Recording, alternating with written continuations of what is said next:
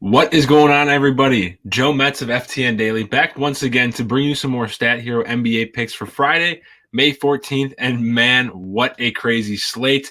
Obviously, last 3 days of the NBA regular season, there are moving parts everywhere, players resting, playoff probabilities on the line, and it makes for a very fun slate to try and take down that StatHero lineup. If you are unfamiliar with StatHero, give them a follow on Twitter at StatHeroHQ and head over to play.stathero.com.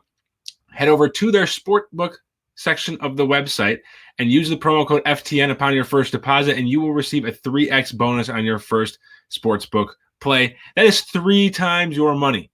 So I obviously want to help you win. Let's dive into this slate here to beat the StatHero lineup. Again, as you can see, the typical StatHero page, we're going on to their full slate lineup. They also have a bank shot, a mid-slate lineup, a bit more condensed, leaves off the early games, but it also leaves off probably the best player on the entire slate, which is Russell Westbrook at the MVP spot. So off the bat, no surprises that StatHero chose Russell Westbrook as their MVP. He's on an absolutely torrid stretch, 80-plus fantasy points in 4 of his last 7 games. This is a stretch that, as a DFS player, I can't remember seeing ever. So it speaks volumes as to him as a player, and it just makes sense why they play him. And typically, as I've mentioned, I like to try and differentiate my MVPs from StatHero.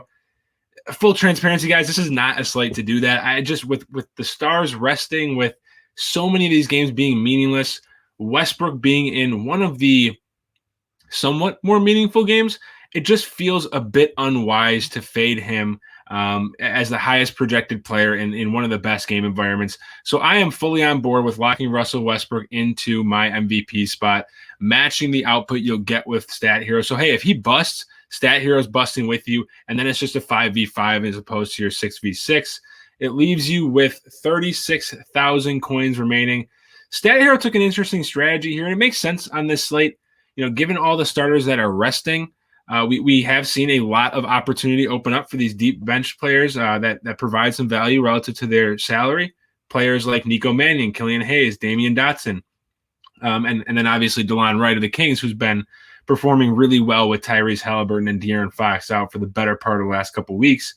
So they chose to mix those 4 players under 7,000 coins with another stud in Luka Doncic, who he hasn't been ruled out. The Mavericks still have some seeding to play for, albeit not as important as, say, the Wizards, who are hoping to jump into that better half of the play-in tournament. But they've really solidified that top-end floor and ceiling with these 2 studs. I think that's a viable strategy here, but if we're already matching the MVP in Russell Westbrook, if we want to match and spend another 13,400 coins on Luka, it's a bit restrictive then, because you have only 22,600 coins left. 4 players, your pool becomes very, very thin.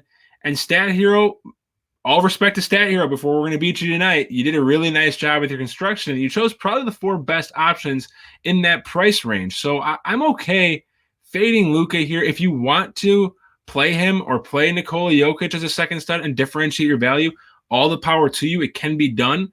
But I think you can solidify a better floor if you save a little bit of money on your second-tier stud and then upgrade from really Killian Hayes, Nico Mannion, and Damian Dotson to hopefully avoid some of that volatility that comes along with being these deep value plays.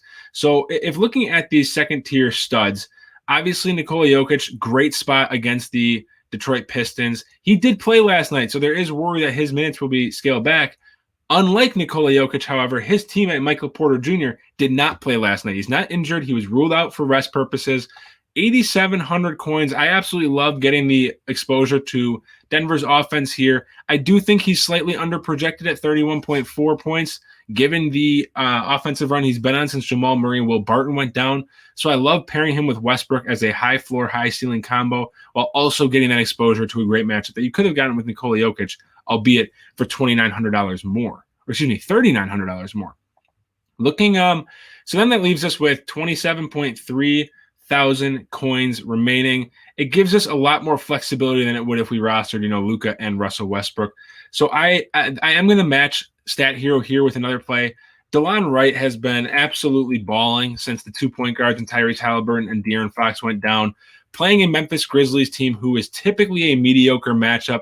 But in this regard, John Morant is out, Jonas Valanciunas is out, Brandon Clark's out, Jaren Jackson Jr. is out, and Kyle Anderson's out.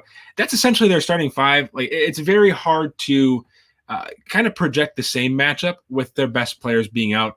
I think 6,900 is a bit too cheap, and I do think he's a bit underprojected here. So I'm okay matching StatHero here and essentially turning this into a 4v4. So that leaves us with 20,400 coins left. This is when I want to look for some value. They chose Nico Mannion, who should see some extended run with Steph Curry, Andrew Wiggins, and Draymond Green out.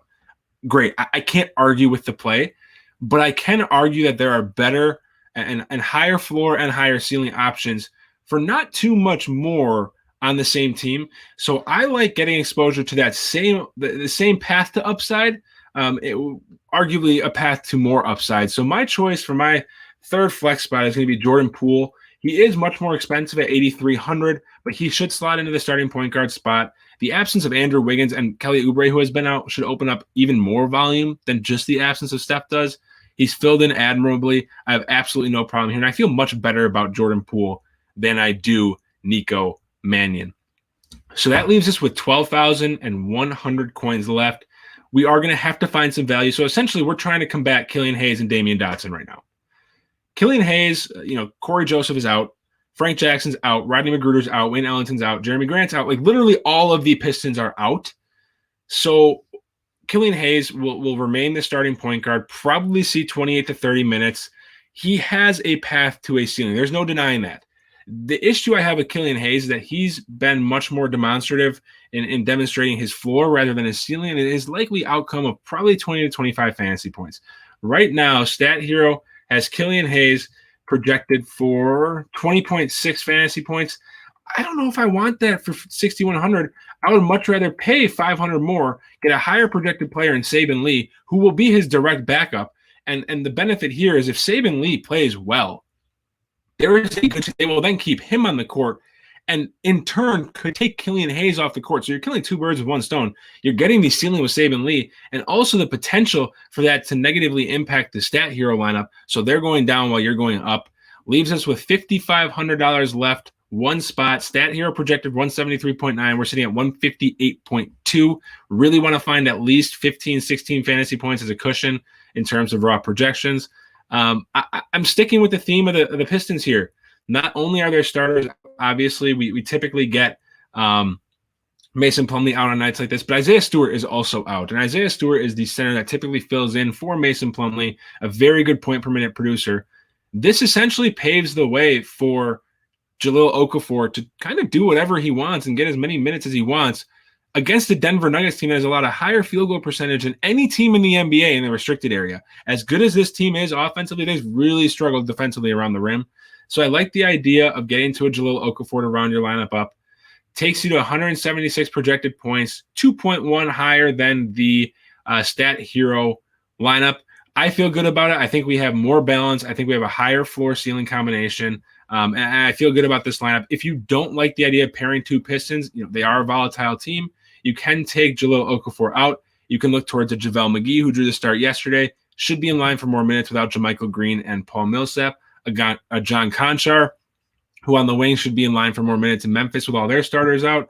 Or you could look to a Davis Bertans in a game that the Wizards want to win. A Sekou Demboya. Again, it's a Piston, but same situation we just talked about with Jahlil Okafor and Saben Lee. They're just absolutely no bodies.